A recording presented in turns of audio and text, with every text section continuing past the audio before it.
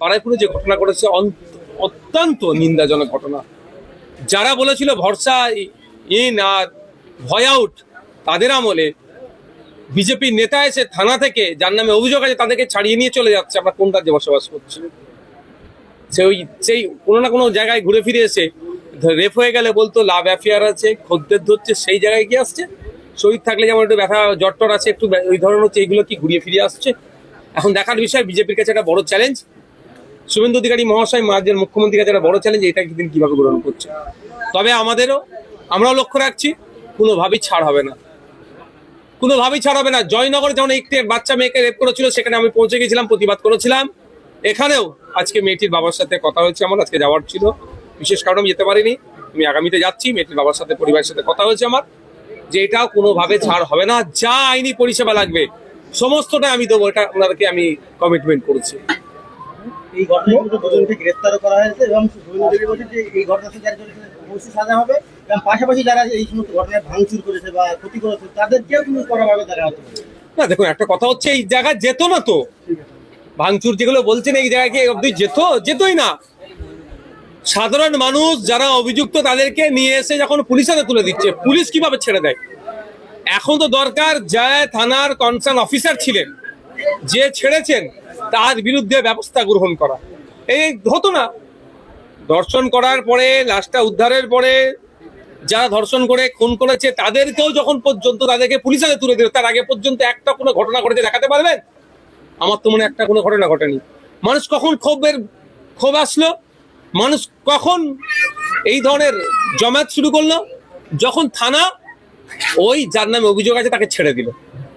এই যে ঘটনা ঘটেছে, আমার তো মনে হয় একটা পরিকল্পিত ঘটনা, যে ধর্ষণ করার পরেও যখন একটা 11-12 বছরের বাচ্চাকে মানে হত্যা করে তাকে যখন হত্যা করা হলো, যখন মানুষ ঠান্ডা মাথায় আছে, তারপরেও যেটা রিয়াক্ট করা দরকার সেই নয়, স্বাভাবিকভাবে যখন এরা ডিল করছে, তাহলে তার প্ল্যান সাকসেস হচ্ছে না। তাহলে নতুন করে প্ল্যান তৈরি করলে হয়তো তাকে ছেড়ে দাও, তাহলে মানুষ কিনতে হবে, এই করবে, এই। তবে আমরাও আছি, আইন বিচার ব্যবস্থা আছে, অন্যায় ভাবে যদি কারোর সাথে কিছু হয় আইনি লড়াই হবে। মুখ্যমন্ত্রী যেভাবে তপসিয়াতে অন্যায় ভাবে বুল্ডোজার লাগিয়ে আইনের বহির্ভূত কাজ করছিল, আমি সেখানে পৌঁছে গিয়েছিলাম, বুল্ডোজারকে আটকেছিলাম, সেইভাবে এখানেও হবে। আর্নিকলে যেভাবে একেবারে আন্দোলন হয়েছিল একটা ঘটনা ঘটাতে, এবং বারুইপুরে সেভাবে কিন্তু রাস্তায় আন্দোলন করতে দেখা যাচ্ছে, হবে, শুরু হবে। যেহেতু মুখ্যমন্ত্রী সরাসরি একটা কথা বলেছেন, আমি মুখ্যমন্ত্রী কথা শুনি, আমি নির্যাতিতা বা মেয়েকে হত্যা করেছে তার পিতার কথা শুনলাম, যে একটা টাইম নিয়েছে। আমরাও দেখছি, কারণ আমরা নির্যাতিতা পরিবারের সাথে কথা আমি বলেছি, আমাদেরকে চাইছেন, তাদেরকে তারাও বলেছি, কিন্তু একটা নির্দিষ্ট টাইম অবধি। আজকে কয়েকজনকে সম্ভবত ধরেছে, 3জনকে মনে হয়, 2জনকে 3জনকে ধরেছে। সারা রাজ্যে হবে আন্দোলন আমাদের অধিকার, প্রোটেস্ট আওয়ার ডেমোক্রেটিক রাইট, কেউ এটাকে কেড়ে নিতে পারবে না। তিলোত্তম আমার বাড়ির মেয়ে, আর ওই খাতুন ও আমার বাড়ির মেয়ে। জয়নগরে যাকে ধর্ষণ করে খুন করেছিল, সেটা আমার বাড়ির মেয়ে, আমি সেখানে পৌঁছেছি। হ্যাঁ, মুখ্যমন্ত্রী তিনি বলছেন ফোনে আশ্বাস দিয়েছেন, কিন্তু ওখানে উপস্থিত হয়নি, কি বলবেন? দেখুন, কে কখন উপস্থিত হতে পারবে না হতে পারবে সেটা বলতে পারবো, আমি তো আশা করবো মুখ্যমন্ত্রীকে উপস্থিত হতে হবে। তবে প্রাক্তন মুখ্যমন্ত্রী যাওয়ার জন্য নাকি অনেক হাসফাস করছেন। ওনার আমলে যখন উনি ক্ষমতায় মসনাদে ছিলেন, তিনি তো এই ধরনের ঘটনাগুলোকে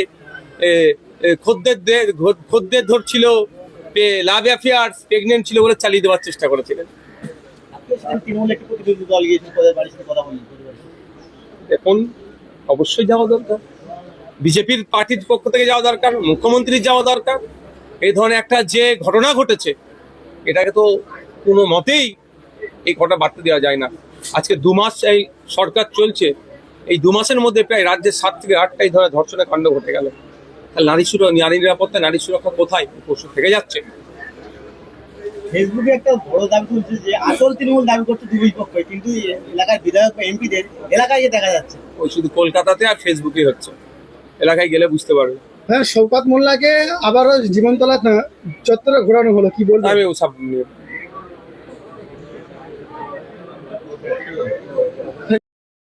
দারুণ একটা প্রশ্ন করেছেন। দুটো দিক চাই, একটা হচ্ছে সরকারি যে পরিষেবাগুলো আছে যথাযথভাবে যদি পালন হয়, তাহলে অভিযোগ শোনা বন্ধ হয়ে যাবে। আর দ্বিতীয় হচ্ছে, আমরা যারা জনপ্রতিনিধি, আমরা যদি আমাদের দায়িত্বটা সঠিকভাবে পালন করি।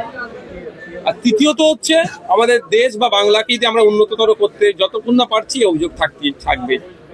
কারণ আপনি বিশ্বের উন্নতশীল দেশগুলোতে যান, সেখানে দেখবেন এই ধরনের অভিযোগ পাবেন না।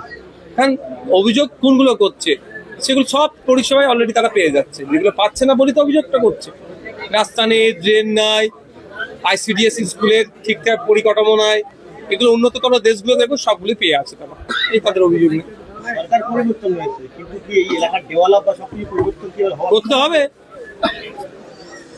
সরকারের কাজ তো ডেভেলপ করা, বিগত সরকার সেভাবে করেনি, নতুন সরকার এসে তার কাছে প্রস্তাব দেবো, করতে হবে সরকারকে। এখন পর্যন্ত কোন কোন অভিযোগগুলো মূলত বেশি উঠে আসছে? দেখুন বিভিন্ন জায়গায় বিভিন্ন ধরনের, কোনো বিধবা ভাতা, বার্ধক্য উপনীত হয়েছে বা বিধবা হয়ে গেছে, বিধবা ভাতা পাচ্ছে না, এইসব সমস্যা হচ্ছে। সমস্যা যে নল বাড়িতে 1 বছর 1.5 বছর আগে লাগিয়ে দিয়ে চলে গেছে, এখনো সে পানি পাচ্ছে না, এটা একটা বড় সমস্যা। ভাই যে গুন্ডাগিরি দমন বিল পাস হচ্ছে বিধানসভায়, সেখানে একেবারে বারুইপুরে 12 বছরের একটা মহিলাকে, বাচ্চাকে তাকে একেবারে খুন করা হয়, কি বলবেন? দেখুন বিলটা এখনো কার্যকারী হয়নি, রাষ্ট্রপতি সিগনেচার হবে তারপরে। তো যদিও এই বিলের আমি বিরোধিতা করেছি এই জন্যে যে এর আগে দেখেছি আমরা টাডা টাইপের ধরুন অনেক 2-3 রকম আইন এনেছিল, বলেছিল এই জনশৃঙ্খলাকে আটকানোর জন্য। তো পরবর্তীতে দেখেছি কি বিরোধীদের উপরে আইনটা চাপানো হয়েছিল, সংখ্যালঘুদের উপরে চাপানো হয়েছিল, গরিব দুর্বল শ্রেণীর উপরে হয়েছিল। এই আইনটাও আমার সৌন্দর্যগুলো চাপানো হতে পারে ওটা, আর এটা দুটো আমি এক জায়গায় গুলাচ্ছি না।